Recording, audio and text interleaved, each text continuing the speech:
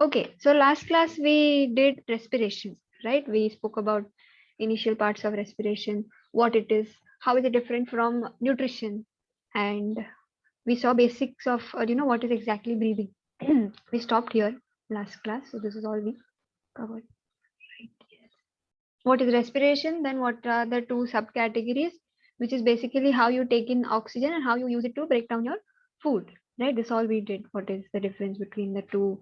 Then what is breathing? What is the pathway? What are the organs, respiratory organs involved?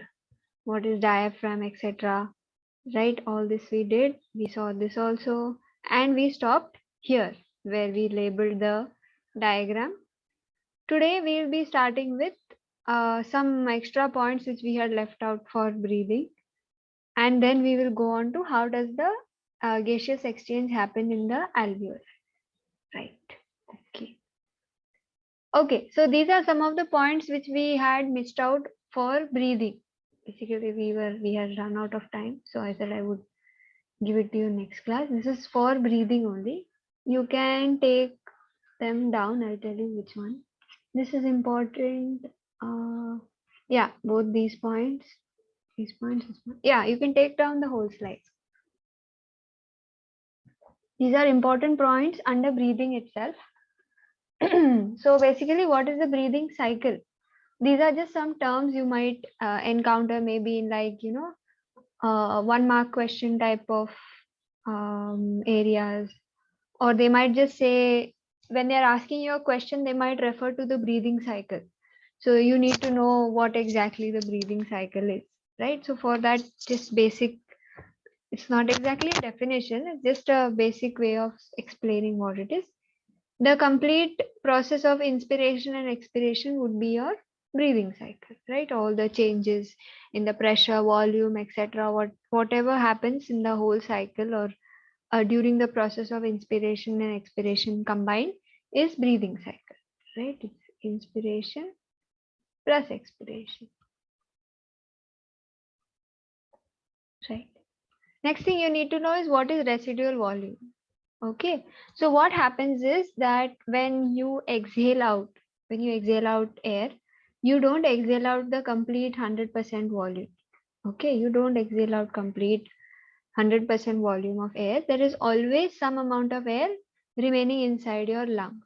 So that amount of air which is still left in your lungs is called residual volume. Okay. And why is it required, or why do you need that some amount of air? Is because you need time for the exchange to happen. So the exchange to happen, what I'm saying is you've taken in O2, right? And you are giving out CO2. So the time or this exchange that the O2 reaches the alveoli after the CO2 has been given out, this takes some amount of time. It can be milliseconds only, but definitely we need to account for those milliseconds as well. So we cannot keep the lung completely empty, right? There has to be some amount of air for us to sustain us for those milliseconds till the oxygen is taken in. Right. So that is one reason. And the other reason is so that the lungs don't collapse completely. Right. There are two reasons. The main one being, of course, you need sufficient time, which is given here. So this is the main one. And second one is so that the lungs don't collapse completely. Okay. Some other things you need to know are basically what is the respiratory pigment. These come as name the following kind of question, or maybe an MCQ question where they'll give you dash as the respiratory pigment and they'll give you all kinds of new terms, because this chapter has a lot of new words, some enzyme names, hemoglobin, pepsin, trypsin. They can just give you those names together and ask you, okay, which is the respiratory pigment from this. So you need to know. Be careful of the spellings. Okay. Make sure you are writing the correct spellings. Right. Okay. Okay. Right. And our last point is carbon dioxide is more soluble in water than oxygen is, and hence is mostly transported in the dissolved form in our blood. This I won't really be explaining this point to you, because for that you need to understand why do we need to know about solubility, and why is it transported in dissolved form? All those parts are like beyond your scope currently. So maybe when we do revision, I'll come back to this point when you have studied some parts of chemistry as well, when you understand what do I mean when I say dissolved form, right? What do I mean when I say a gas, solubility of gases? Okay, so we come back to that. But yeah, this also used to be asked as an MCQ. This is a HOTS question. So yeah, HOTS, they were asked as MCQs. Does uh, dash is more soluble than oxygen? Or they might I just ask you which of the two is more soluble in water, carbon dioxide or oxygen? So you just have to remember this line. This is more soluble and it is transported in the dissolved form. You can put HOTS next to this because yeah, generally in your normal exams or mock tests or things like that, you will not find this question that frequently. Okay.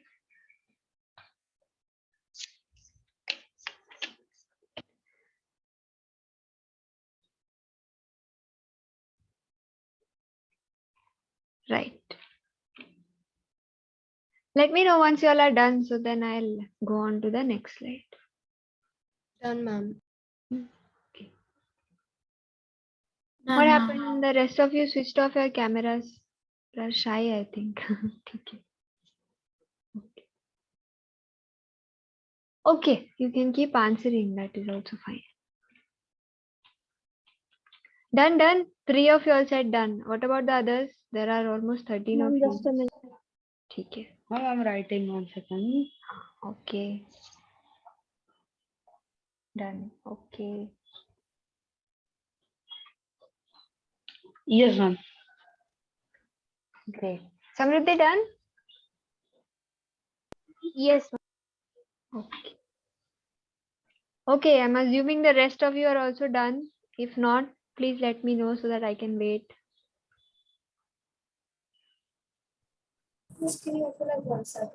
Yes, yes. Sure, sure. I'll wait. Okay. Yeah.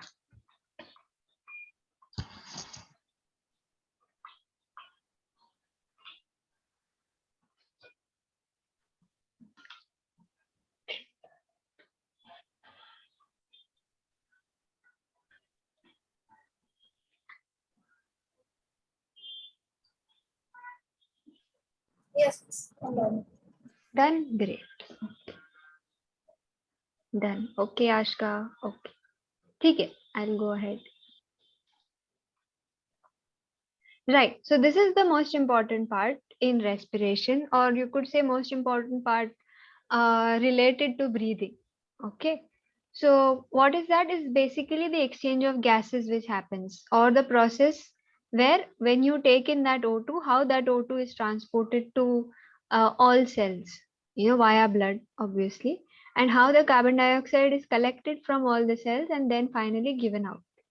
So this process is what happens here. And where does it happen is in your uh, little air sacs, which are there at the end of the bronchioles, right? If this is the bronchioles, this is then your bronchi, right? Okay, let me make this thinner. Right, this is bronchi. Then you have, right? So this is your alveoli. Just to recap from last class. This is your bronchioles. This is the bronchi. Okay, all the colors are gone. Okay. This is the bronchi, right? And this is your trachea. Trachea. Okay, so this is where finally the gaseous exchange happens at this site, which is the very innermost part, or very deep inside your lung tissue. Okay, so this is the alveoli, which is basically air sacs, right? Balloon shaped air sacs. They look very funny. Okay, right. So what happens here is I'll just tell you in brief, then we watch this video because this video has explained it beautifully. So that should suffice. Right. So basically what happens if you see the diagram here, your oxygen is coming in, let's focus on this red line. The oxygen is you've just taken in, right? You've breathed in air and you've taken in the oxygen. That oxygen travels through the entire respiratory pathway and finds its way to the alveoli. What happens in the alveoli is usually one cell thick. What do I mean when I say one cell thick is there is not much, dense layers in between. So the thickness or you could say that the lining of the alveoli is very thin, which means diffusion can happen faster. Okay, can anybody tell me what is diffusion? Again, revision from grade 9. It's the gaseous exchange from a level of higher concentration to a level of lower concentration without a semi-permeable membrane. Yes, excellent, excellent. Right, so basically diffusion is anything. It can be solids, liquids, gases, anything, any of the three states of matter passing from basically a region of high concentration to a region of low concentration. Right, in case you've forgotten what is diffusion, please write it near your notes. This will help you remember this concept, okay, because you'll see diffusion word being used whenever whenever we read about alveoli. So in case you've forgotten, please do write it, that it's basically the movement of gas in this case, right, from region of high concentration to a region of low concentration. Right. So when you take in O2, what happens is the cells, so this is basically your capillary. Capillary is a type of a blood vessel, which we'll study in transportation, right? So this is basically your capillary, where all your blood cells are traveling, and they have just given out their CO2 back to the alveoli. So basically the oxygen concentration here is low. So by diffusion, the oxygen that you've just taken in is taken up by these red blood cells. And how do they take up, or how the oxygen is taken up is so easily is because of the presence of the respiratory pigment hemoglobin. Again, this is just for your information, but how hemoglobin actually binds and how it helps take up O2, etc., is again a very detailed concept. Okay. So basically, because there is low concentration of oxygen in the capillary or basically in your bloodstream, the oxygen that you've just taken in is taken up by these cells. If you notice, they are changing color, right? They were red, now they become purplish, then they become a shade of bluish purple, and then back to blue, right? Okay. Okay, no, I read it wrong. They are coming from here. So they are actually, sorry, yeah. They were blue and then they are showing as bluish purple, purple and then red. And then they are leaving back, or they are going once they have got oxygenated. So whenever you say it is oxygenated, it would be red in color. Yeah, that's why even I paused that why something is feeling wrong here. Okay, right. So if it is oxygenated, if it has taken in oxygen, no, it will be red in color. The red blood cells get their color from hemoglobin, and hemoglobin binds or has high affinity for oxygen. Okay. Actually, it has the highest affinity for carbon monoxide, then oxygen, then CO2. It's in that order. Okay. Right. So basically, because of diffusion, what happens is the O2 is taken up by them, and because there is the CO2 concentration is higher in the bloodstream compared to the alveoli, CO2 is given out. Simple diffusion is happening. That's all the exchange of gases which is actually happening. Okay, let me erase this and show you. Right. So now everything is labeled here and you'll be able to make sense of this diagram. So when I say alveoli is one cell thick, it's because of that one cell thickness, or because of the fact that it is very thin, diffusion can happen easily.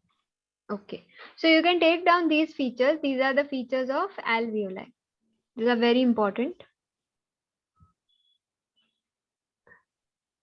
Okay. Very important. You can put a star.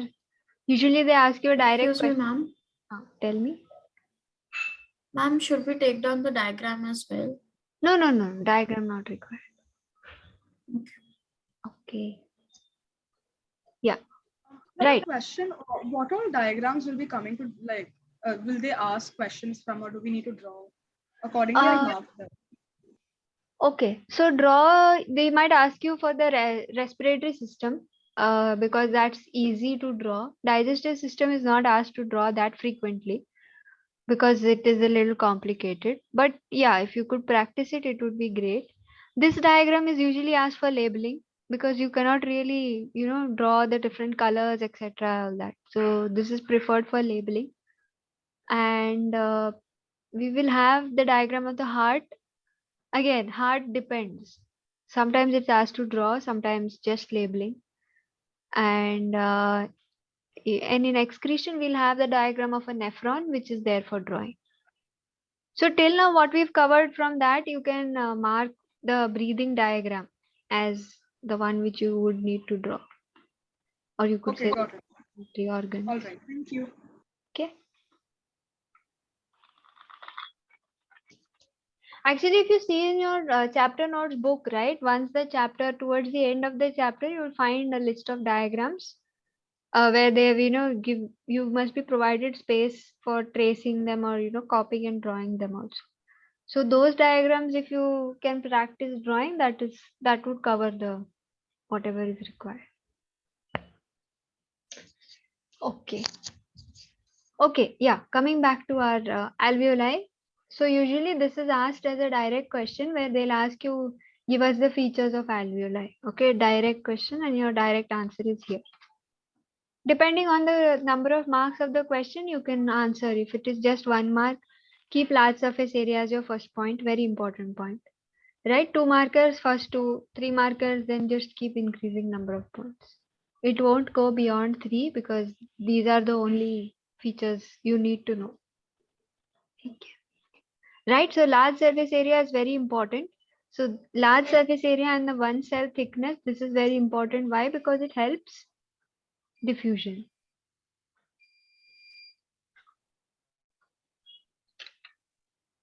Okay.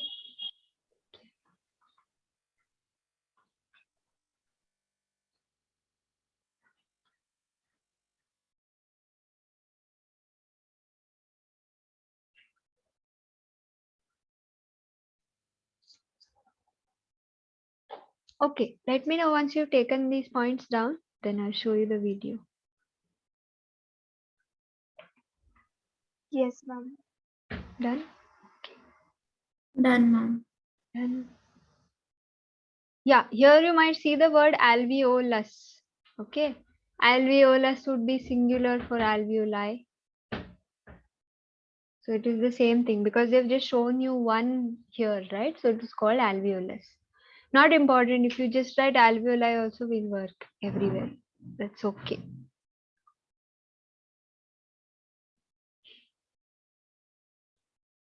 Okay, rest of you taken it down. Done.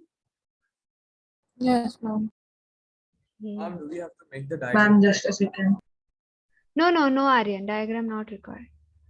Okay. Ma'am, then. Done. Okay. Somebody said just a second. I missed who it was.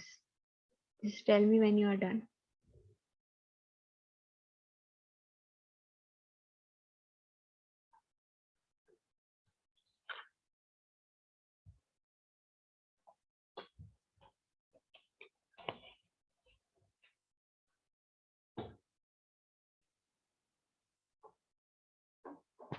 Done?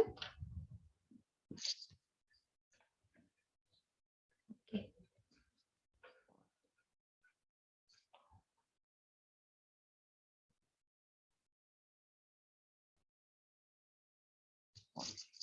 Right. So, ठीक है.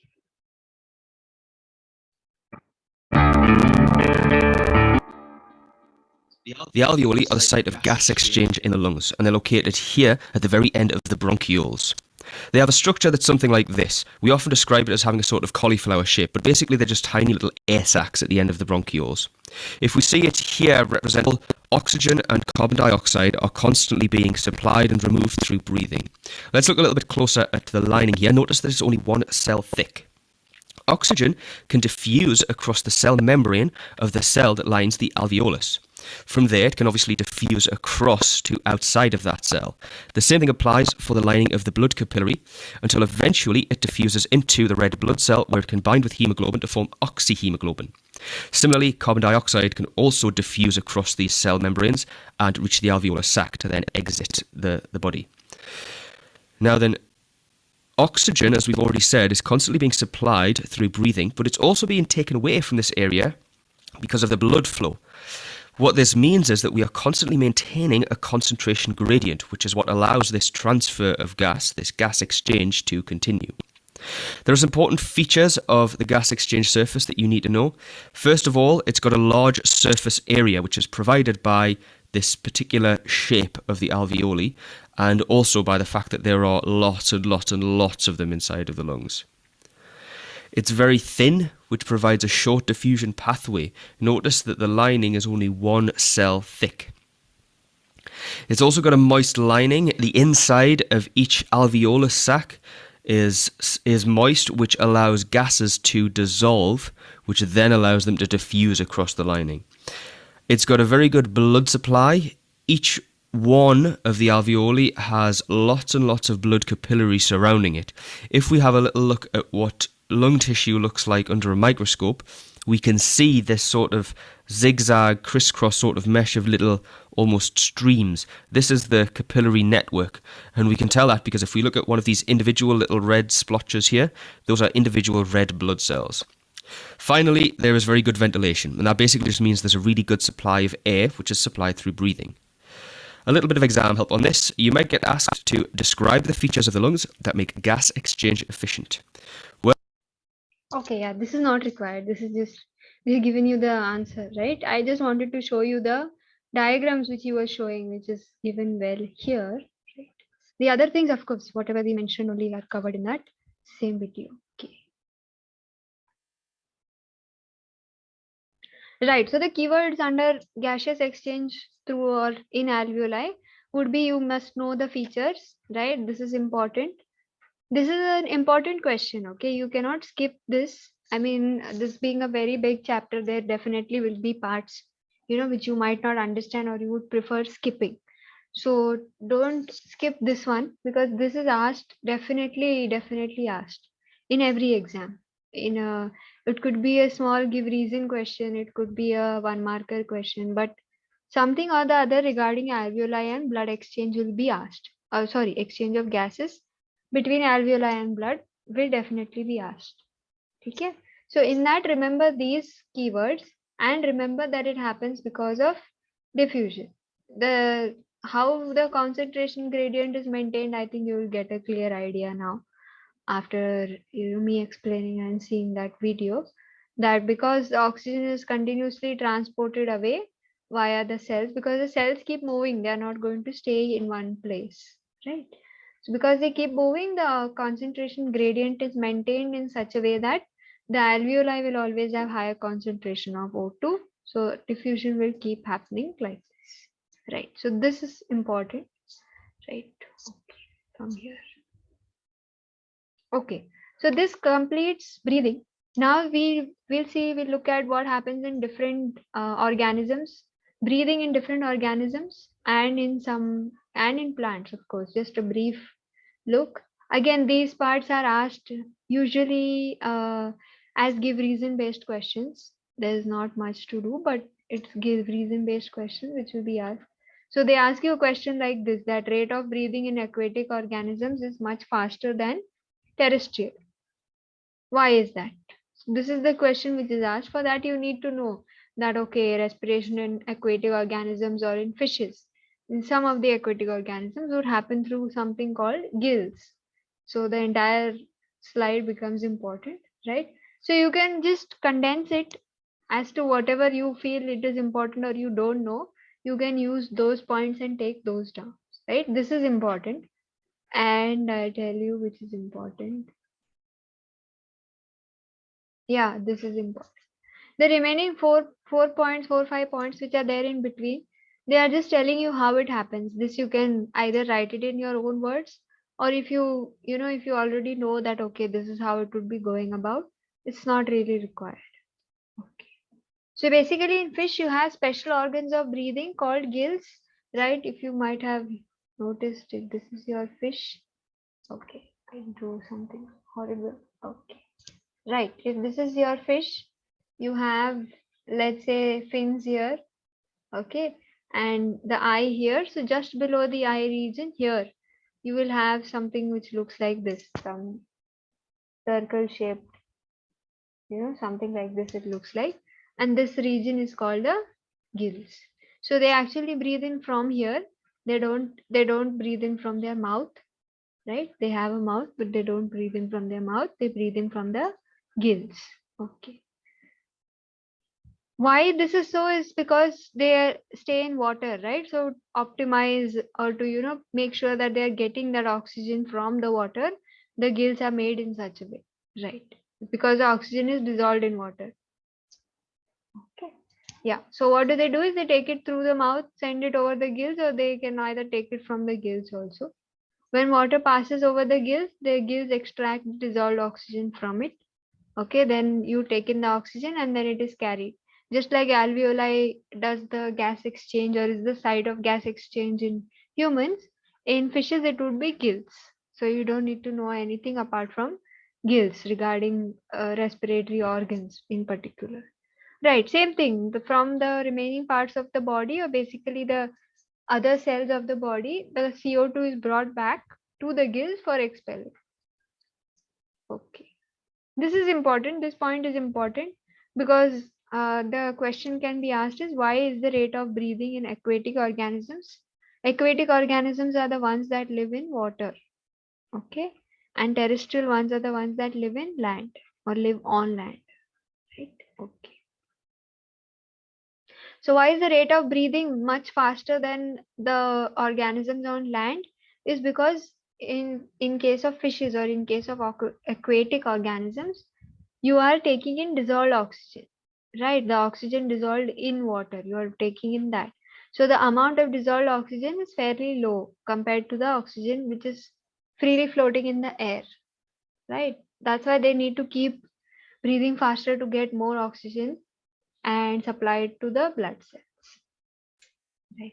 Just remember, because the oxygen is mixed with water, O2 plus water, no, dissolved means it is mixed with water, it is in water, the concentration of oxygen is lesser compared to free air, right? Where it is existing in the O2 form only, doesn't really. Okay.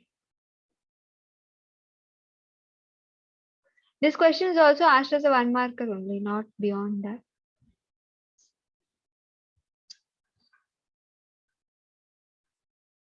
Okay, done. Shall we go ahead?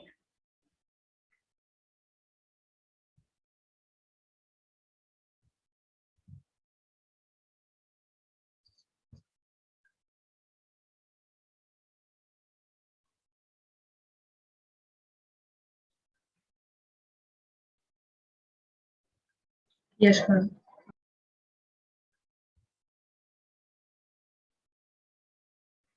Yes, ma'am, done. Done. Good.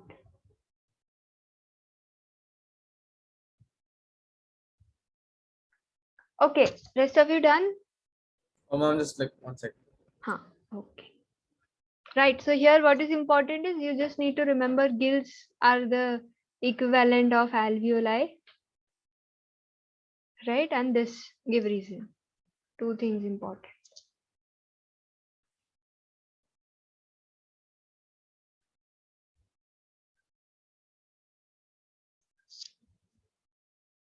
Ma'am, done. Done. Okay. Okay. Shall I go ahead? Anybody still writing?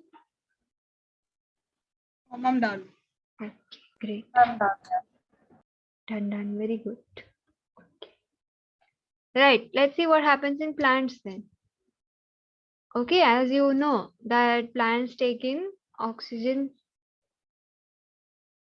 Plants do take in oxygen. I was going to say that plants take in CO2 for photosynthesis, but I said oxygen anyway.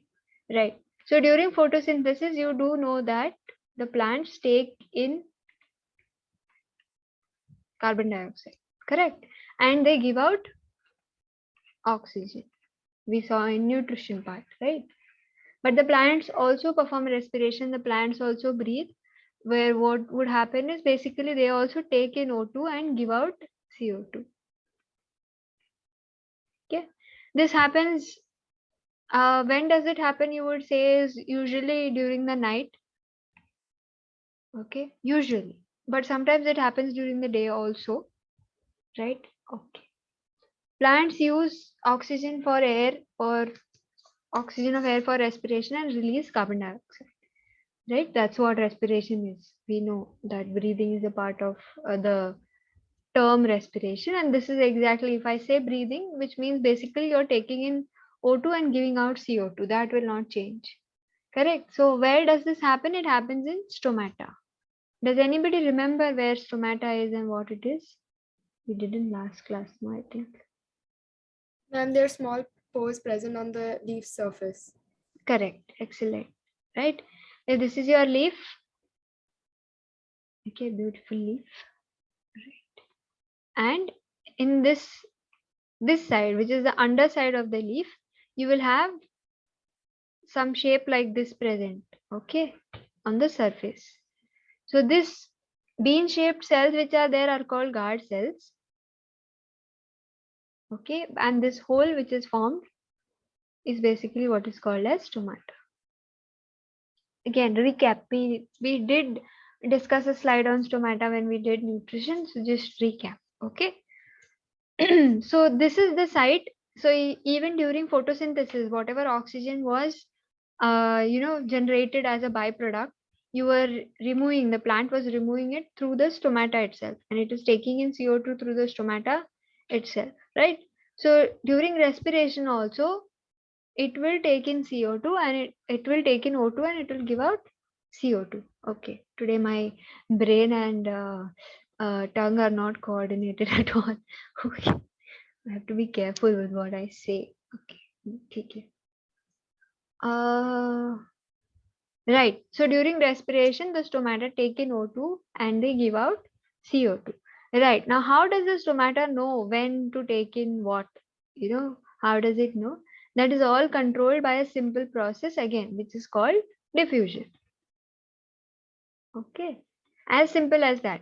Because it's already having complicated, machinery mechanisms to perform a lot of other things. So for this, there is no complicated machinery, mechanism, process, anything, nothing. It's very simple. If there is more gas somewhere, if there is a high concentration somewhere, that it will give off to a place or it will give off where there is low concentration.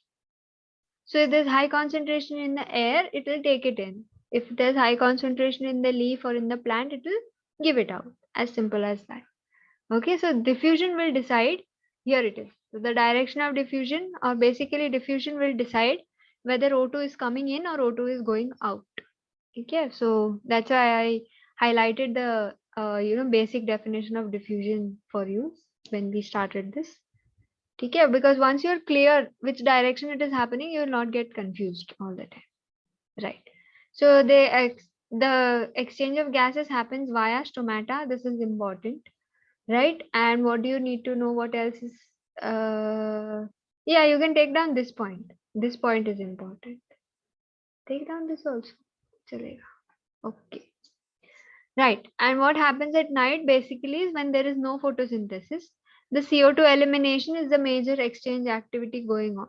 Okay. So basically what they're trying to say is during the night, when the plants or when the stomata is not taking in carbon dioxide, it's going to basically undergo or perform respiration.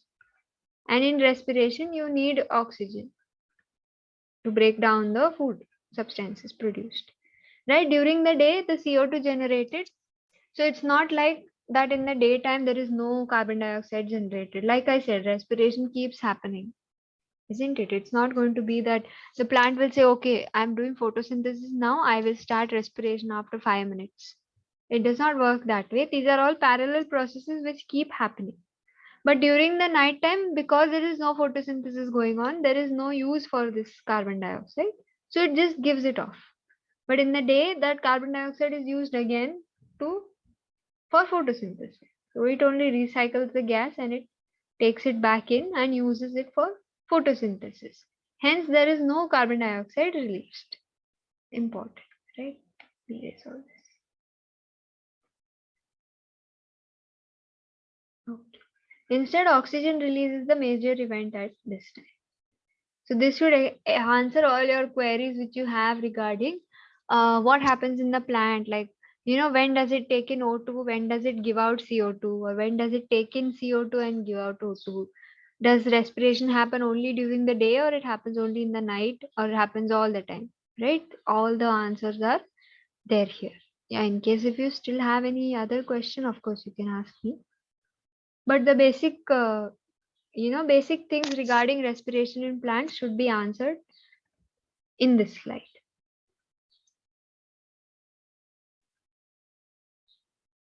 Okay.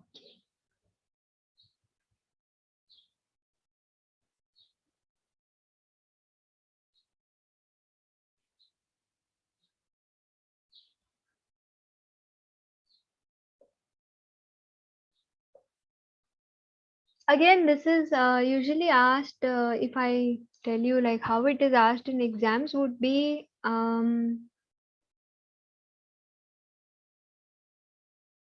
the form of a 1-marker question only. There's no major give reason or anything here. They might just ask you questions like what happens in plants during respiration, just so that you know that the plants take in oxygen and give out carbon dioxide during respiration. That is important. This is for your information. Sometimes, yes, sometimes this is also asked. It's not asked in every exam. It might be asked, maybe during your mock tests, when you are going to have the complete chapter as a test, or full length tests. Maybe that time they'll ask you this question, that what happens to the carbon dioxide generated during the day? That will be your question. So that you need to know that during the day it will be used up for photosynthesis, but during the night, because there is no photosynthesis, it is given out. Okay. Yes. Done. Let me know once you all have taken it down.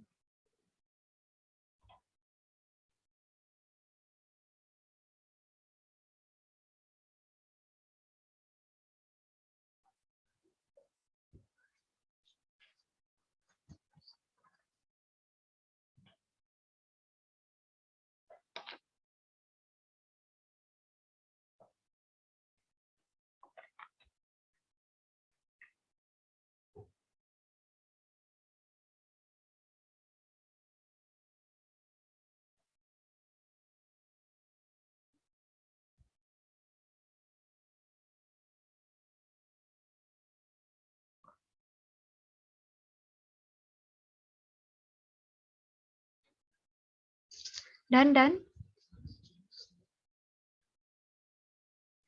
Yes, ma'am. 1 minute. 1 minute. Okay. Others writing or done? Done, ma'am. Yes, ma'am. Done. Okay.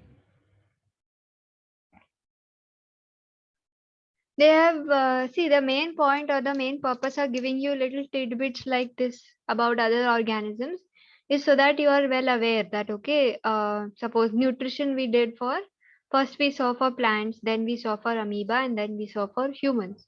So now you have an idea that, okay, in plants, some they can make their own food. Then there are some organisms which act like parasites, some which feed on dead. Then you saw the elaborate system in humans, just a little bit on amoeba. So things like that. So now you know that it's not the same in every organism.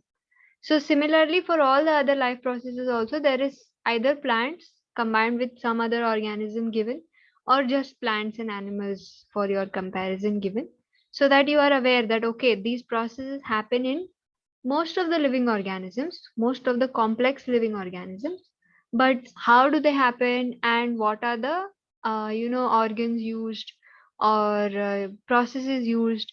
How are they different, or how much are they same? So for that reason, you've been given little, very little. Even in your NCERT, if you see, they might have just written gills somewhere and just left it at that. For plants also, they might have just written these 2 lines and left it at that. So it's just for you to know that, okay, it will be different in plants, or it will be different in fishes. How is it different than what happens in humans? Right? Okay. Like when we do, next up is transportation, right? So when we do transportation, we only have it in humans and plants, because humans itself is very elaborate. I think it is the biggest part of the chapter. And plants also, they have explained both the tissues in detail, what all happens, etc. Right? Okay. Okay, done. Shall I go ahead? Anybody still writing? Yes, I'm done. Done. Okay. Right. So now till here we saw about what was breathing, isn't it? Now we have to come to the second part of respiration, which is what happens at the cellular level. Okay, before that we cover what is there, the difference between plants and animals. This again don't need to take down right now. Maybe when we do revision, we'll come back to this, right? This again just for your information, that how is it different from that in animals, what I was just saying, right? So like in plants, all the parts of the plants perform respiration individually. Okay, what do I mean individually is that they don't have a specialized organ like lungs, like we have, right? Lungs, alveoli, nothing like that. All parts of the plant will perform respiration individually by their own methods. Okay, leaves will have stomata. A root will exchange gases by osmosis and diffusion itself. It does not really require a stomata, right? Okay. Sometimes stomata are also present on the stem, so you can cover that here, right? So they perform individually. There is no specialized, organ or specialized tissue like lungs and our entire respiratory pathway for performing respiration. Also, then another difference is during respiration in plants, there is little transport of respiratory gases from one part of the plant to other, right? Because they're doing it individually. You don't really have to spend your resources in transporting that gas from one part to the other. But in case of humans, because it is centralized and it happens only from one location, you have to, use the body's energy and resources to transport that oxygen to all parts of the cell in the body, right? Without oxygen, your cell will die. So even if there is some part of the body which is not receiving enough oxygen, that part is going to slowly decay and die, right? Okay. So it has to be transported. And respiration in plants occurs at a slow rate, whereas in animals it occurs at a much faster rate. Why does it occur in a slow rate? When we do transpiration, which comes under transportation, we'll look at it, that why does it happen slowly. Okay, basically to prevent water loss. Okay, because the plants don't really have separate organs for everything. Most of the exchange happens through the stomata itself. So just to make sure that they're not losing water also along with the gases, it happens at a very slow rate. Okay, right. And some other points also are there. Plants have branching shape, so they have a very large surface area compared to volume. Large surface area means that diffusion alone can supply all the cells with oxygen, right? The more the surface area, more diffusion can happen. Basically, here surface area just refers to this. You don't really need to bring in any math concept here. It's just showing that if you look at it like this, if I'm stacking a cube like this, whereas if I keep a cube, that same cube separately on a table like this, right? So the surface available here is here, here, here, here, here, here, here, here, right? Whereas if I keep it like this, not stacked one above the other, you have so many surfaces, no, right? So this has more surface area. Why? Because they have branched, or the plants are like this. That's why the number of surfaces, you can just look at it like that. The number of surfaces are more, because number of surfaces are more, obviously area will be more, right? Whereas what happens in humans is humans are generally like this. We are a dense kind of, dense cells kind of a structure we have. So we don't really have that much surface area available like plants. So diffusion cannot meet all our needs. We need to, use resources, use transportation channels to make sure every cell here, one cell sitting inside here is also getting oxygen supply. Okay.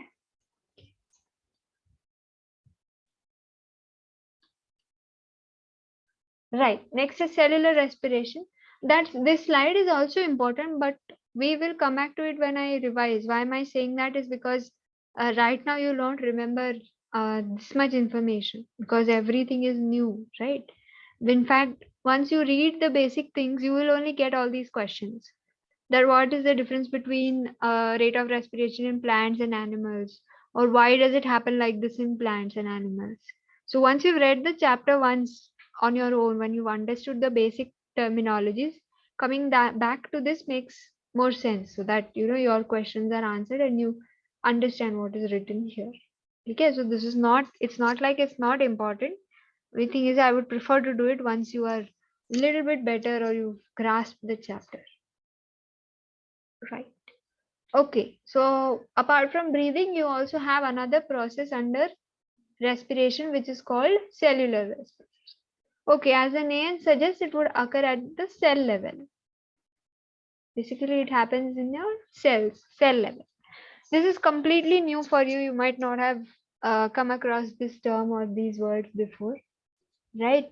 But don't worry. You just need to remember a few things, few basic things, and you're good to go. Okay. What happens in cellular respiration? You can write this point in this slide is sufficient. Other things are there in the next slides. That time I'll ask you to take it down. So basically, right, if you are doing chemistry first chapter, you might have studied different types of reactions which are there. So oxidation and reduction are the type of chemical reaction which occurs. Okay, so here oxidation refers to that. Have you completed? I mean, have you heard the word oxidation in the chemistry chapter? Ma'am, we will be doing oxidation in next class, like in school. Okay, in school. Okay.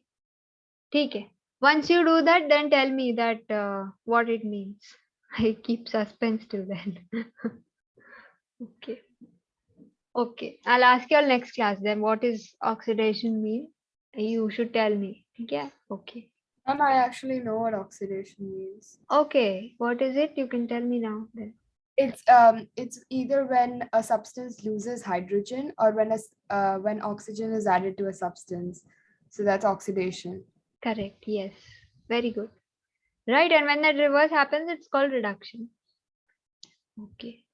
Yes. So the others who don't know, I'm not writing it here because you'll do it in chemistry, right? So once you do it in chemistry, you come back to me and tell me what it means. Okay.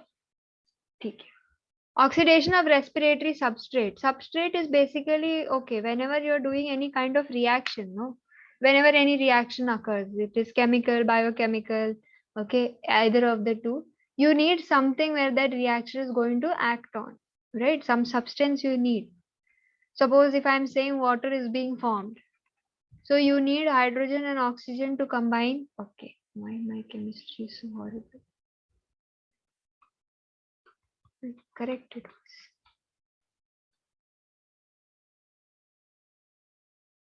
Right? If I'm saying water has to be formed, okay, I need hydrogen molecules and oxygen molecules to combine and give me water. So this which is combining, okay, these things where it is combining are basically what are called a substrate. Okay, so now think of it like that glucose, there's something happening to glucose. What is that something happening? Is basically oxidation is happening to glucose and it is converted finally to CO2 and energy. Okay, this is respiration. And if you remember, when I just touched or when we just I introduced you to respiration, I gave you the basic information or the basic definition of respiration, which was breakdown of food, right? Basically, you're breaking down food. So glucose is your food, isn't it? In photosynthesis also we read that plants form glucose. So we also break down our food finally to glucose only, right? So glucose becomes the smallest unit or the smallest basic unit of food, You can consider it like that. Okay. How did we arrive at this basic unit? Is by digestion. We digested the whole thing. In plants, of course, they prepared it, or they directly prepared glucose. But in humans, we ate complex sugars. We broke it down using various enzymes and juices, digestive juices, and finally arrived at glucose. Now that final glucose, which is given to every cell, it's like, okay, take your packet, take you this glucose for you, this cell, and they give it to every cell. The glucose in the cell is then again broken down to give out energy, right? We all run on energy. We need energy. All our activities, the fact that you are taking down notes right now, that is also consuming energy, right? I'm speaking, that is also an energy consuming process, right? So all of our, any activity you do, it can be anything, you can even just be sitting and watching the screen also, right? That also is utilizing your body energy. Okay, and where does all this energy come from? Is by this process. Every cell is doing this job continuously so that you get supplied with energy, right? Okay. This is a very simple explanation of what exactly happens. Of course, I think by now you would have understood that nothing is simple inside the human body. Everything is happening at a very, very complicated level. There are multiple, you could say, reactions, or you could say multiple processes happening for one small thing, right? So similarly, this is not a one step process, but of course the final product, or what we are, our goal of respiration would be getting ATP. ATP is a energy currency. Again, we'll come to this also. It's basically an energy currency. Like we say, we have rupees, dollars, euros, etc. Right? So energy is measured in the form of ATP molecules. Okay. So this is the basic I wanted you to understand, that we are getting just this basic. In case you want, you can take it down also. Where are we getting this basic, right? This which I have written here. This basic, if you could take down, it would be great. You'll understand what respiration means, right? So where are we getting our glucose from? We are getting it from digesting food. Okay, this is where we are getting our glucose from. Then in the cell, okay, you can put cell here. In every cell, this glucose is broken down, or basically it undergoes what is called as oxidation to finally give you, these are the final products, finally give you carbon dioxide and energy. Now what happens to this CO2 which is released? Can anybody tell me what would happen?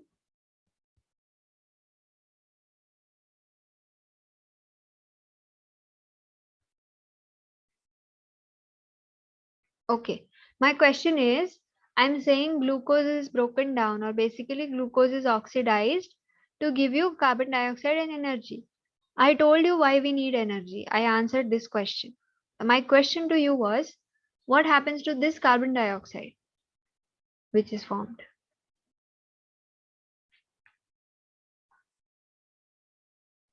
Ma'am, in humans, it's expelled out. Correct. Yes, right. So all this carbon dioxide, now you can connect the dots. See, everything is like, we are basically building one kind of a path or a track like this, isn't it? From start to finish. So everything is connected somewhere. Now, if you go back to breathing part, your question, or the fact that where is all that CO2 coming from, is answered here, right? So all the CO2 in the cell, what happens in the cell is this CO2 then released outside the cell or into the bloodstream and is carried to your alveoli, right, in the lungs, and is finally expelled out. Correct? Okay. So this is what happens to the CO2. Okay. Right. Have you taken these 2 points down? Then I'll go ahead.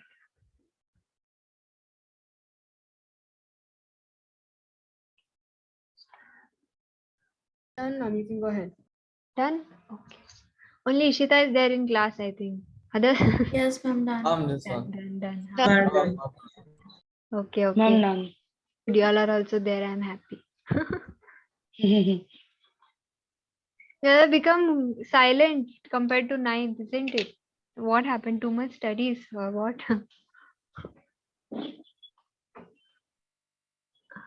ठीक है. Become shy, I guess.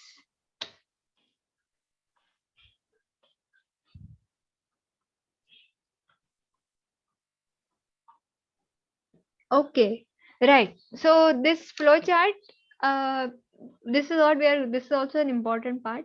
But what you need to take down is there in the next slide. So I'll show you the flow chart correctly there only. This is. Ma'am, I've taken the flow chart. अच्छा, okay, चलेगा, चलेगा. But ठीक है, चलेगा. Not an issue. Okay. The ones who have not taken it down, no need. Okay, I'll show it to you in the next slide. The one which you need to remember is there in the next slide. Okay, so now when you talk about respiration, no, there are two types of respiration which happens. One is called aerobic respiration and one is called anaerobic. Okay. Aerobic here does not stand for your aerobic exercises which you do in PT class, right? This is not the same as that. Okay. Aerobic in bio stands for with oxygen. Okay, you can, make a box and write aerobic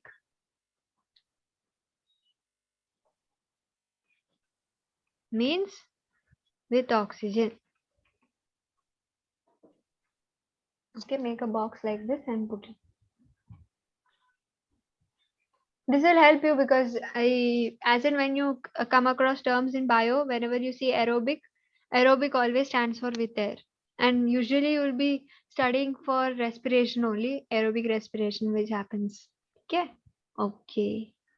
So if aerobic is with oxygen, anaerobic is obviously without oxygen, right?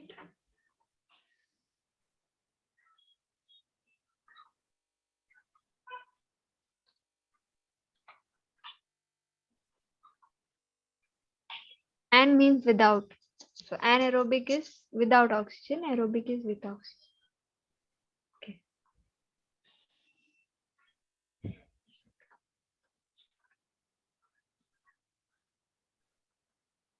So usually what happens is this respiration, I'm trying to think of a way to tell you in like without involving complicated things. In the cell, okay, I can put it this way, right? If you remember your cell from grade 9, we had a lot of organelles inside it, right? We had nucleus, we had mitochondria. Mitochondria is also known as dash of the cell. What is it called? There's so many memes on it. You should be able to answer. Ma'am, can you please repeat your question? Yes. I was asking what mitochondria is called the dash of the cell. Powerhouse. Powerhouse. Yes, correct. Right? Mitochondria is called a powerhouse of the cell. Right? And here it is important that why it is called. So now the answer to the meme is also there in this slide. That why are we Ma'am, I learning? heard you right the first time itself, but I was just confused. Confused. Acha, theek hai. No worries. Right? So the answer to the meme is here that why are we learning, or why are we taught that mitochondria is the powerhouse of the cell is because, that is the fact that is keeping you alive and, making you read the meme. If you didn't have energy, you would not be able to even see that meme, isn't it? Okay. So yeah, that is the reason why you learn that mitochondria is the powerhouse of the cell. Okay.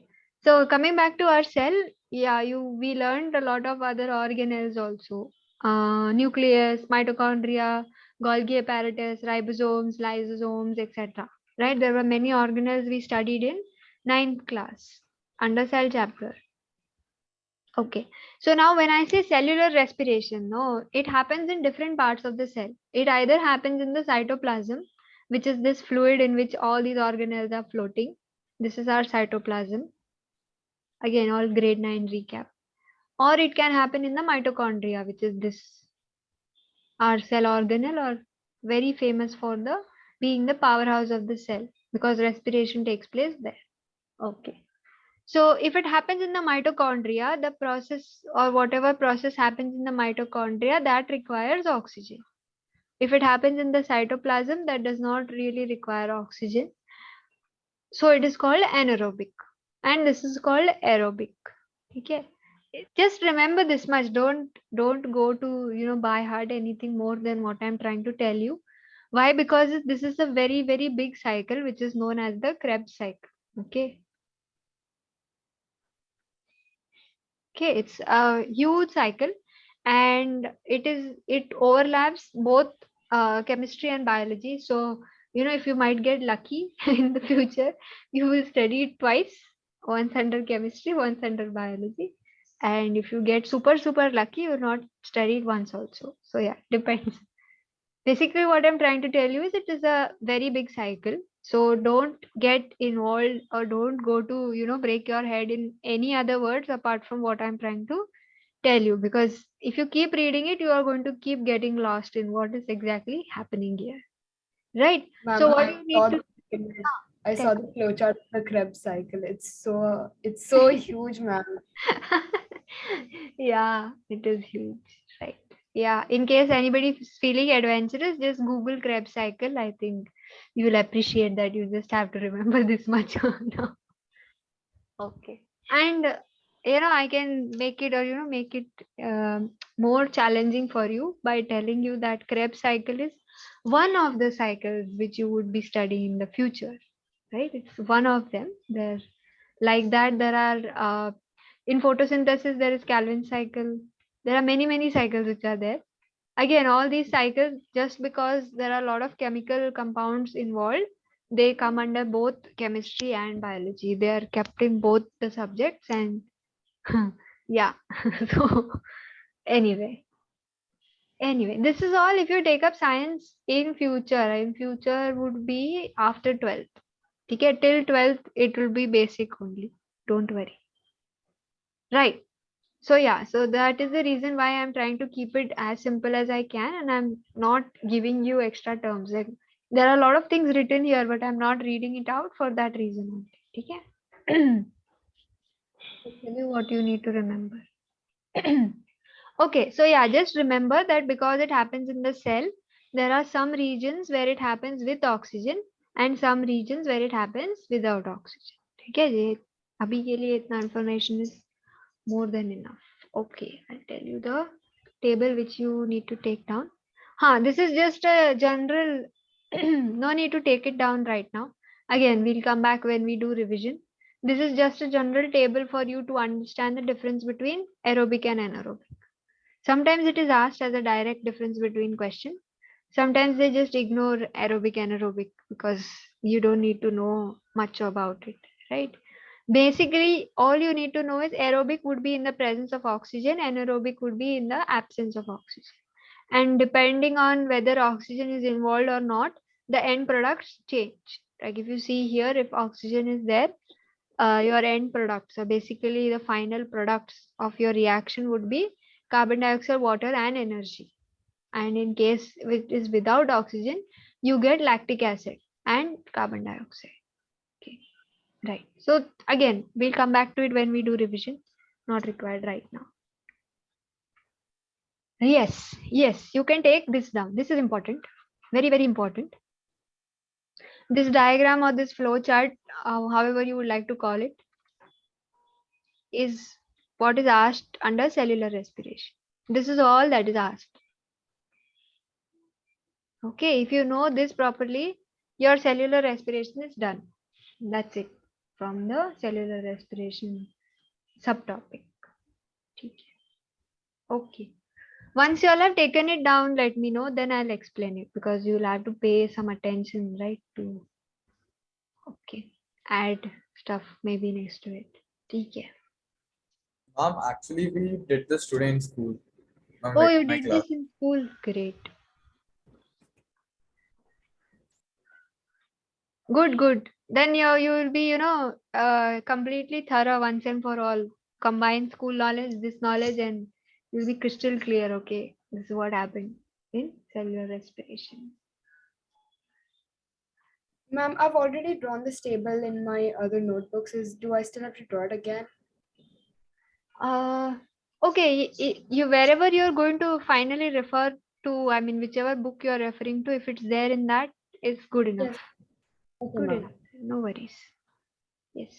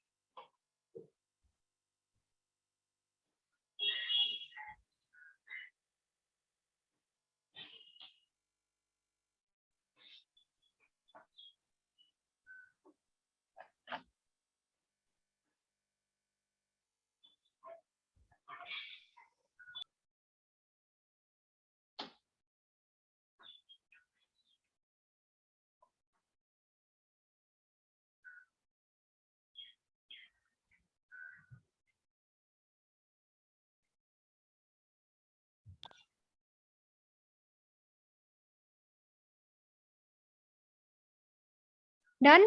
Let me know once you've taken it down.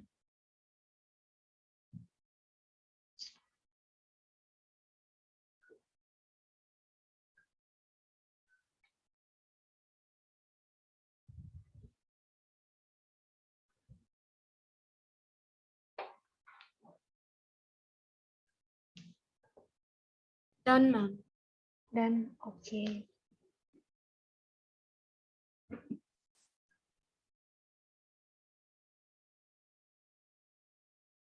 Ma'am, done.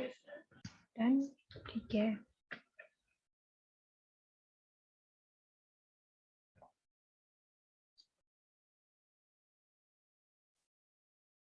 Anybody still writing?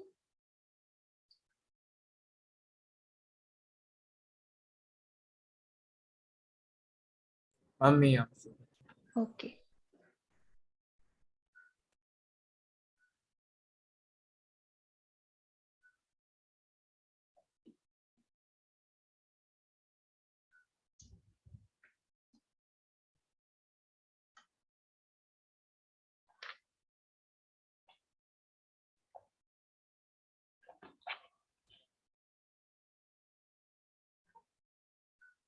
Okay, I'll quickly explain this to you. Again, like I said, if you understand this flowchart, you have, you have studied or you've covered cellular respiration. There is all questions from cellular respiration topic will be from this flowchart itself. Okay. Either what they'll ask you is direct question of drawing the complete flowchart. That is the easiest for them and easiest for you also, because you have to remember it as it is. And if you draw it 1, 2, 3 times, you'll remember as it is given. Correct? Second type of question they might give you is they'll give you conditions like this, that what happens in the absence of oxygen. For that, you need to remember these end products. Or what happens if there's lack of oxygen? So then these end products, presence of oxygen, so on, like that. That is another type of question. Third type of question is they might directly ask you location wise. So what happens in yeast, or what happens in muscle cells, or what happens in mitochondria? Again, same answer, but you need to know which is which, right? So like I said, there are multiple combinations possible here for types of question. But this is it. This is the flowchart they will stick to. They don't go beyond this. And of course, aerobic, anaerobic respiration, if you know 1 or 2 points of difference, that's it. There's not much in cellular respiration for you. Okay. So now what does this flowchart say is, it tells you what exactly is happening in different locations or in different organisms. Why am I saying organisms? Is because usually the absence of oxygen part happens in yeast. This is also called as fermentation. You can write this in pencil next to it. Sometimes they'll ask you a question of what are the end products of fermentation. This is nothing but fermentation. Okay. Fermentation basically is a process which happens in yeast where you get alcohol and carbon dioxide. The same thing which happens when you try to make bread, or if you are, I don't know, if you're a fan of South Indian foods like idli dosa, right? That same fermentation is happening. So the yeast is converting, food, its food into alcohol and energy and carbon dioxide. That carbon dioxide is what is giving those bubbles in the bread and in the idli dosa, right? Okay. Right. So this is that same fermentation, and usually it happens in yeast. For you to remember that is enough. So just remember yeast. Fermentation will happen in yeast. And again, if you are not a fan of baking or cooking, etc., remember idli dosa and breads and cakes. No, not cakes. Sorry, breads and idli dosa. Right. Okay. Okay. Right. So what happens here is glucose. Glucose is coming from digestion, as I mentioned, right? Our smallest unit of food, or the smallest sugar possible, which we were able to convert glucose. Okay, this comes, it is given to every cell in the body, it is transported, okay, via the bloodstream, it is given to every cell in the body.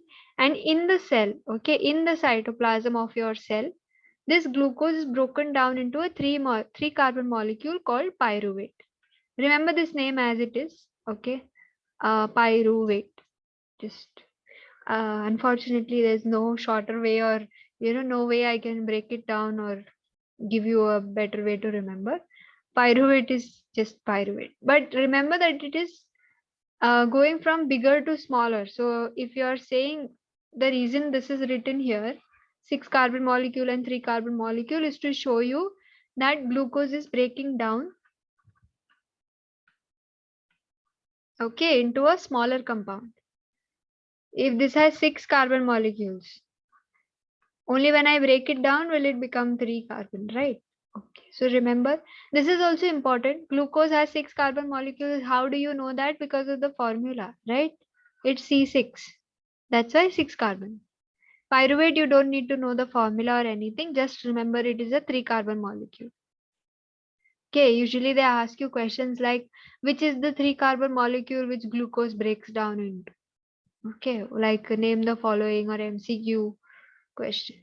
Okay, so pyruvate in the cytoplasm, glucose is going to break down into a smaller molecule called pyruvate, and it will give off some amount of energy.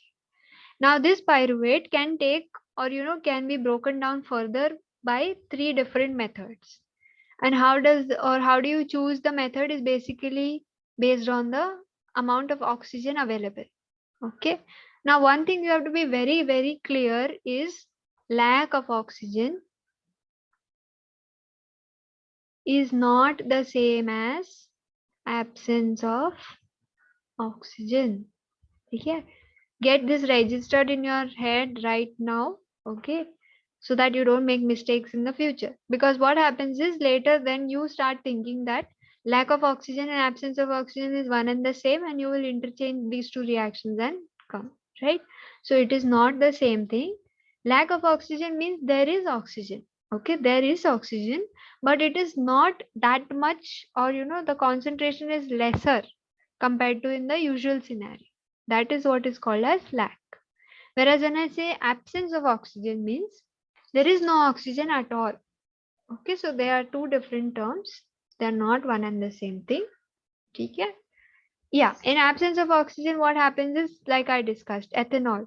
Again, they are giving it to you here to show you that a 3 carbon molecule is further broken down into a 2 carbon molecule called ethanol. Ethanol is a type of an alcohol.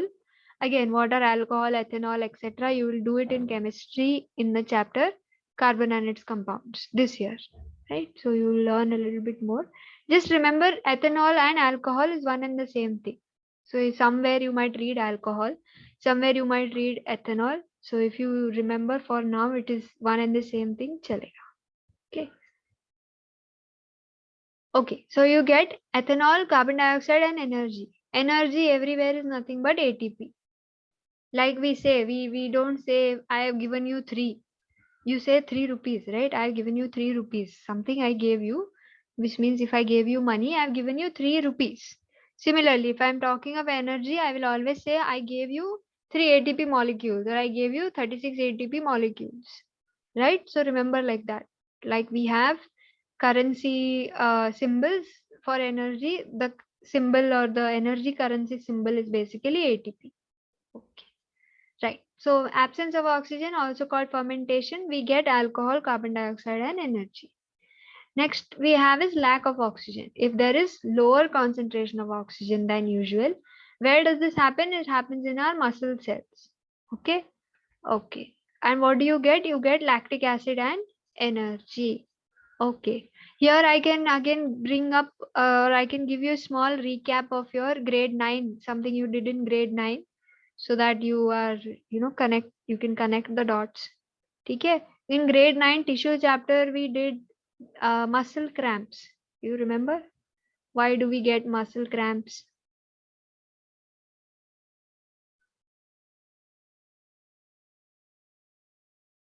No? Ma'am, they didn't really mention the lactic acid. They didn't? Okay, maybe I No. got confused then. Okay. Okay. Okay. Basically what happens is okay, let me check which chapter it is then, because their question is there. Maybe I got confused with the chapter or the whether it is there now or Are you talking about the 10th grade chapter or the 9th grade? I think it should have been there in ninth tissues. That there were questions like athletes get tired after running a race.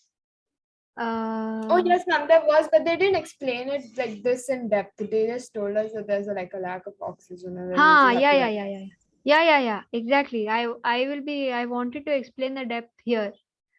So correct. So it was there in ninth. Na, theek hai, right. So basically, something you would have done in tissues was that when athletes, when they, run long races, or, when you've done some intense workout kind of situation where you exercise too much, jog too much, etc., suddenly you get muscle cramps. है ना? Hopefully, at your age, you should not be getting them frequently. But yeah, maybe when you grow old, you will get them, right? So when you once you age, you get something called muscle cramps quite frequently when you try to exercise or jump around too much, right? And what are those muscle cramps? Are basically this: when you exercise too much, there is a lack of oxygen in that tissue. Why there is lack of oxygen is suddenly you have exercised. No, that's why. If you are consistent, this does not happen. Your all the body parts get enough oxygen, etc. Okay. So sometimes when you exercise too much, there is a lack of oxygen in your muscle cells, and that time lactic acid is produced. Because of that lactic acid, you feel that you can't move your leg, or that I don't know what it's called. You get a tingling sensation kind of thing, or what are basically called as muscle cramps. So this is connecting the dots. That in ninth you studied that you get muscle cramps, and in 10th you are given the reason that why. Yes, because of this lactic acid which is produced here. This is how it was coming. Okay. And the third or the most frequent reaction, or which is happening in most of the cells, where does it happen in the cell? It happens in the mitochondria, is you get carbon dioxide plus water plus ATP, right? Okay.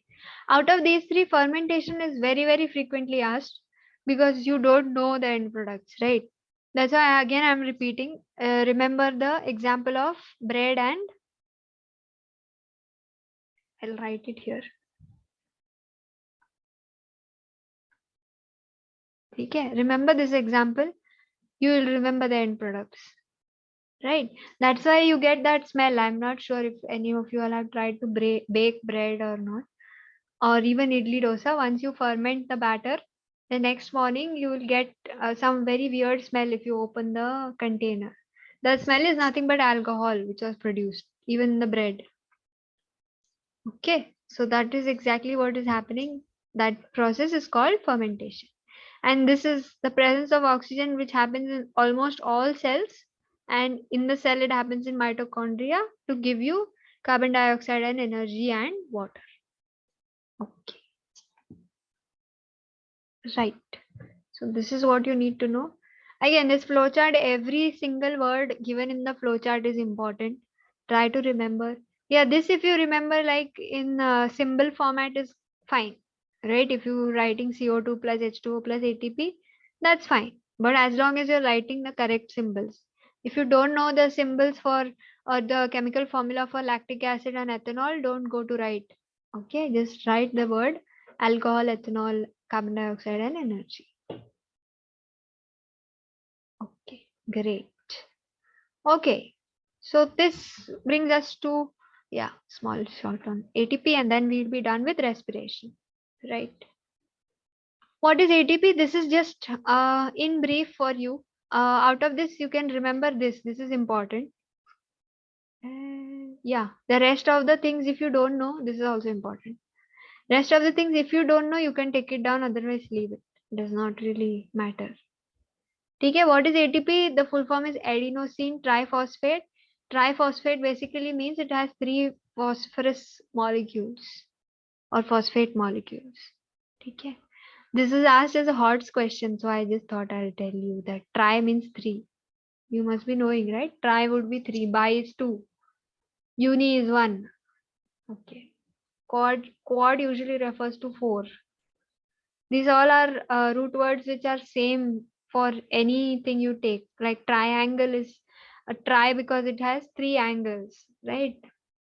Okay, quadrilateral is because it has 4 sides, things like that. Okay. So the full form or the chemical name or the expansion of this word is adenosine triphosphate. Remember, adenosine ka A is capital, triphosphate ka T is capital. Okay. You can keep the P also capital. If it is small also chalega, no problem. But make sure you are copying it as it is. Okay. What is it? It is the energy currency of the cell, right? Of course, and its job will be to fuel all activities, definitely, right? The energy during respiration, released during respiration, is used to make ATP from ADP and inorganic phosphate. They are describing this reaction. Okay, you have another molecule called ADP, which is adenosine diphosphate. Di means 2. Okay, so ADP combines with another molecule of phosphorus to give you ATP. This is all this reaction is telling you. So remember this. Remember tri would be 3. Remember di would be 2. Then you will not make a mistake. Hana? Then you know that ATP cannot combine with P to give you ADP. Because this has 3 molecules of phosphorus. If it combines with one more molecule of phosphorus or phosphate, you can't get 2 molecules here, no? So this is not possible at all. But this is possible. 2 plus 1 will give you 3. So you'll remember this reaction automatically. Okay? That rhymed, kind of. I know right now it might be seeming like Greek and Latin, no? That ma'am is saying everything is easy, we can't understand anything. But don't worry. Once you read this chapter once, once you are, always try to connect the dots that, okay, this is from where this came. This is, the oxygen is coming from where, food is coming from where. Try to connect everything together. Then it will not seem like Greek and Latin anymore. Whenever you study, always go in with that kind of an approach instead of just memorizing things. Then during the exam, you will get confused. Energy currency is phosphate or adenosine, or is it adenosine diphosphate, or which is it? Okay.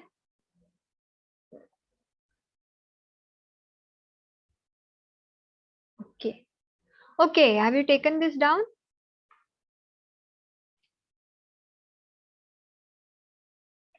Yes, ma'am. Yes. Yes, ma'am. Okay. I will do very little about transportation. I'll just do the initial parts fast, so that next class we can do heart in detail and excretion. Then we'll be done with that chapter. Okay. Okay, can I go ahead? Fine, done, na? It's 4 Yes, o'clock. ma'am. Yes, it is 4 o'clock. Somebody said it, or somebody's background said it. Okay, yes, transportation. This is the most important and the biggest chunk. Okay, biggest chunk of the chapter. Right. Okay. Like I said, here you will be studying transportation in both humans and plants. In both of them, it is very, very extensive. So yeah, covering everything is very important so that you don't miss out that, okay, this is also a part. So humans, we have 2 circulatory systems. Circulatory basically means it is going in circles, or it has a path like that. That's from where that word circulatory has come, isn't it? It completes the circle, or it is starting from start to end. There's something like a loop kind of a structure. So all are, if you notice, or if you would have come across before, all are, if this is your heart, all the blood vessels are connected back and forth like this. Okay, they go to all parts of your cells, etc. But they form a closed loop structure like this. That's why they are called a circulatory system. Okay, we have 2 circulatory systems. One is, of course, the blood vascular system, and another one, which might be new, would be lymphatic system. So lymphatic system is basically a system which runs parallel to all your blood vessels, etc. But the main job here is where in the blood vascular system you have blood moving in your vessels, etc. Here you will have lymph. What is lymph? We'll study. We have a slide on it. We will come to it, but just for your knowledge. Yeah. So it is parallel to your blood system. That's why the diagram here, if you notice, this is how it would run across the body. So across the body, you will have cells like this. Then you will have, of course, your arteries, which branch into arterioles. Then you have your capillaries, then veins, right? And the lymph system, which is entangled at the capillary sites and which runs parallelly to the entire blood vascular network. Right. Under blood vascular network, you have different things. First, you will have the heart, which is your main organ, right? You can take this down, huh? These three, take it down. Consists of heart, blood vessels, and blood. Of course, the liquid flowing or the fluid flowing through the vessels and the heart is blood.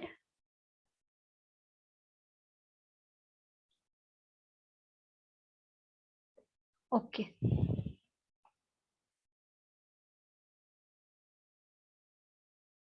Right. And we have our heart. So this is how it looks like. A simplified manner. You have 4 chambers. One here, one here, one here, and one here. This is not a chamber. Right? You have 4 chambers. You have major veins, valves, arteries, etc. And you have electrical signals which are generated. So all this in yellow, right? This is where the electric signal is generated so that your heart keeps pumping. Okay. Okay. Okay. I was just thinking whether I should, give me 1 second, that I should do. Okay. Oh, no.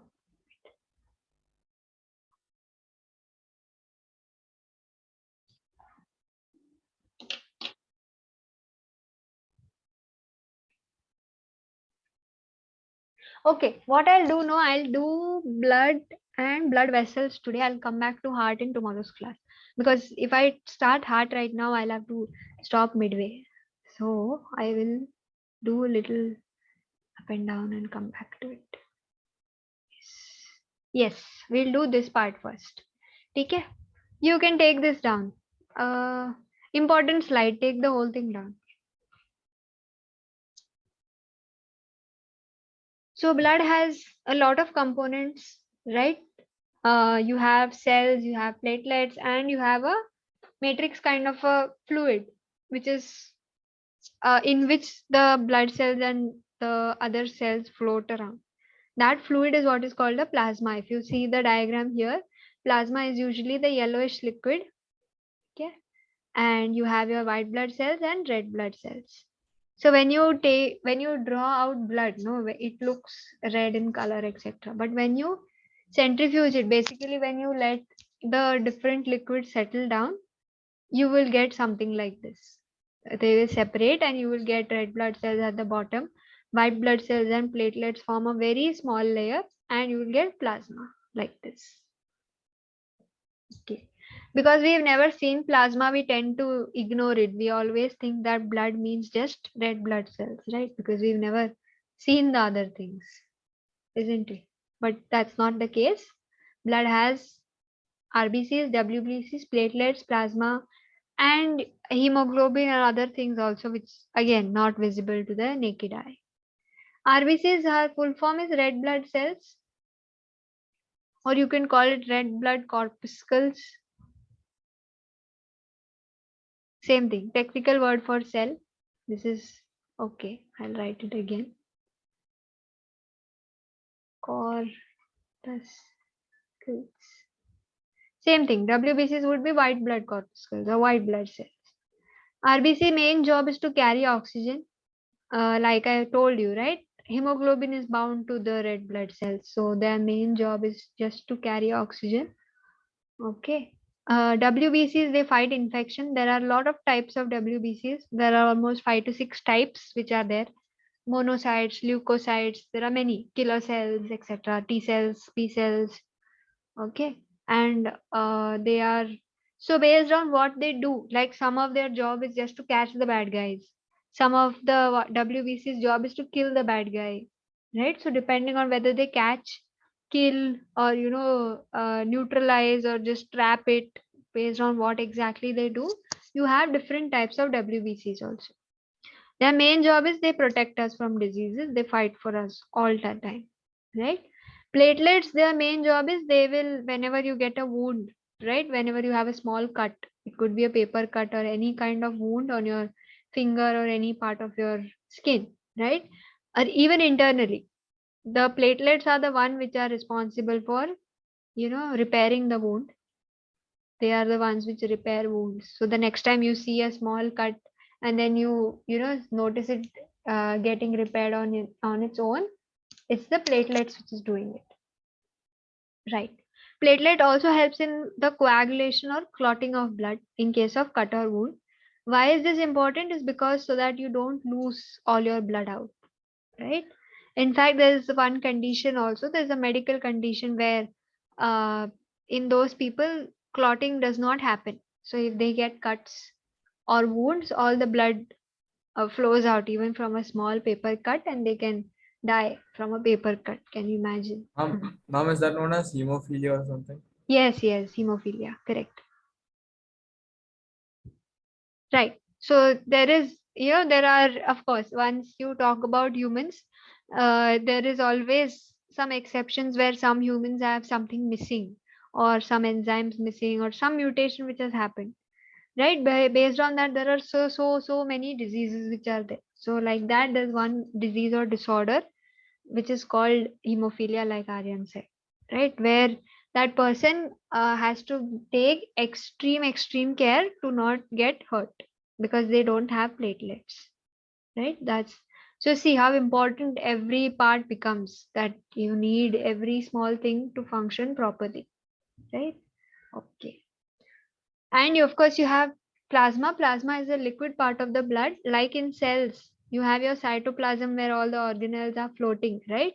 Same thing in blood, you have your plasma where everything is floating. You will have everything. See, it has water, it has salts, proteins, digested food, waste products, and hormones. And of course, these three which are floating in the plasma, right? So it basically just holds everything together. It is what makes the blood flow, right? If it was just the cells, it would not be flowing like that. The blood is flowing, or it has a flowing kind of texture thanks to the plasma because it is containing lots of water. Okay. Right. So in brief, if you know is sufficient. In brief, if you know what is RBC and what is its function, same for WBC, platelets, and plasma is sufficient. This what they ask you as like a combined question where they'll ask you name the different parts or name the different not exactly parts, how should I say, name the different components of the human transport system. So in that you have to write a short note on heart, short note on all the blood vessels and on blood. So then these points come in handy, that okay, if you write just the basics, that okay, blood has RBC, WBC, platelets, and plasma, and what does it do, is sufficient. Okay. Okay. Okay. Taken it down. Shall I go ahead? Yes, ma'am. Yes. Okay. ठीक है, one last slide I'll do for the day, then maybe we can stop. Lymphatic system, ठीक है, I can do lymph also. Let's see. Okay. Right. So the next up, blood, what all it contains. The next you have, where is this blood flowing, right? How does this blood travel throughout your body? Definitely, it is not just going to roam haywire, right? They travel in different tubes kind of structures called arteries, veins, and capillaries. Okay. Arteries are the blood vessels which carry blood away from the heart. Okay. These usually have oxygenated blood. Okay, let me write oxygenated. Oxygenated means with oxygen. Okay. And veins usually have deoxygenated. Deoxygenated means without. Why am I saying usually is because there are exceptions. There is one major exception where one main artery is the one which is carrying deoxygenated blood, and one major vein carries oxygenated blood. So there is one huge exception there. That's why I'm saying most of the arteries do this and most of the veins carry deoxygenated blood. Right. Okay. And what are capillaries? Capillaries are these thin walled and extremely narrow blood vessels. Like here, if you see in the diagram, right? If this is your artery, this is your vein, this is the capillary where, you know, it becomes one cell thick. Again, you can connect what we studied in alveoli. Okay. Why is alveoli one cell thick? You can answer. Because they have to do diffusion. Diffusion. Correct. Very good, Arya. Right. Same thing here. Capillaries are one cell thick. They are very, very thin. Okay. And why is that? So that they can diffuse blood. So it is here that the blood is, you know, exchanged. Exchange would mean that the organs are usually located here. Okay, so this is how it looks like. The organs or the tissues or the cells, whatever, will be located here near the capillaries. So what happens is this oxygenated blood is given to the organ or the tissue cells, whichever are there nearby, and from that region the deoxygenated blood, which means carbon dioxide, waste, etc., is taken up back via diffusion and then given back to the vein, and that's how it occurs, right? So diffusion happens near the capillaries, right? Yeah, that's what they have explained here also, that the walls of capillaries are permeable to water and dissolved substances, so that exchange of materials between blood and body cells can take place. Body cells are everything other than the blood cells would be a body cell. It could be just, you know, cells which are surrounding your major organs also. It could be major organ itself, anything.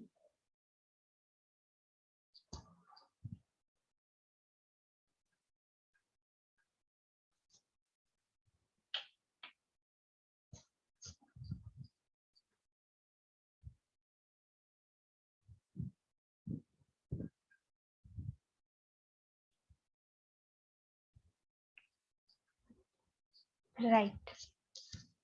I think I'll do a lymphatic system tomorrow's class only. It might get too much. You know, it must be saturated with information.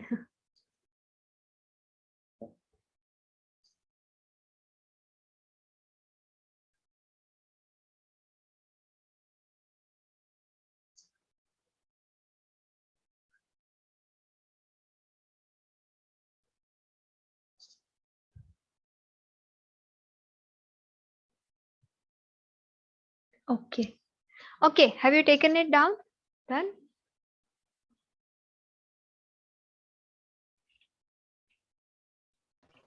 Yes, ma'am. Yes, ma'am.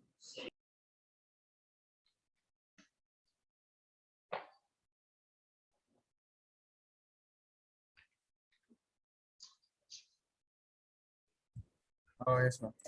Yes. Okay. Okay. Yeah, then probably I'll stop here for today. In tomorrow's class, I'll cover heart. Tomorrow, come, come with a, what should I say? Fresh mind. I don't know, you must be tired after school and at 2:30. But yeah. Tomorrow we'll do double circulation. Very interesting topic about the heart, right? We'll start with the heart. We'll see a video on the entire structure of the heart, how it looks like, etc. What are the functions? We'll do double circulation. We'll finish a lymphatic system, then go on to transport in plants. Then we'll have excretion pending. Hopefully, let us see if I can, I'll finish it tomorrow. Otherwise, let's see. Okay, so if you're done, if you've taken down the points, you can leave. See you all in tomorrow's class. Thank you, ma'am. Thank you, ma'am. Thank you, ma'am. Thank you, ma'am. Thank you, ma'am. Bye, ma'am. Bye. Ma'am,